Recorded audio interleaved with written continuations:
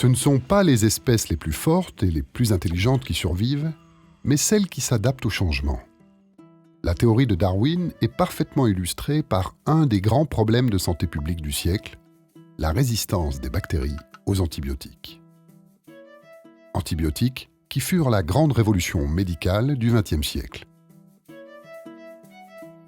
Le premier antibiotique identifié est la pénicilline.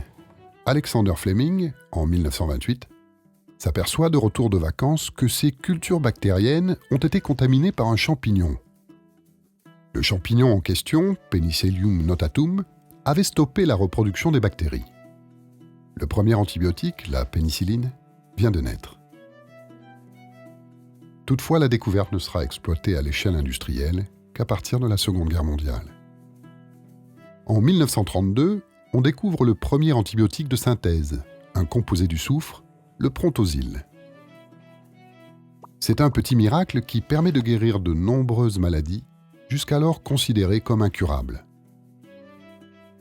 En quelques années, l'industrie pharmaceutique investit considérablement et découvre de nombreux autres antibiotiques.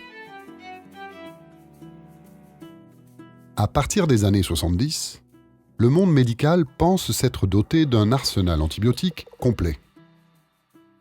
Pourtant, on découvre peu à peu que chaque nouvel antibiotique engendre des résistances. Les premières résistances à la pénicilline apparaissent 3 ans après son arrivée sur le marché. Et pour le Prontosil, à peine 6 ans plus tard.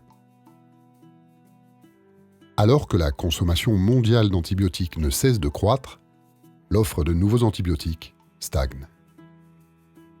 Aujourd'hui, le monde prend conscience que l'antibiorésistance est un problème de santé publique majeur. En 2014, pour la première fois, l'OMS publie un rapport alarmant sur l'émergence des résistances aux antibiotiques et sur le manque de données dans les pays en voie de développement.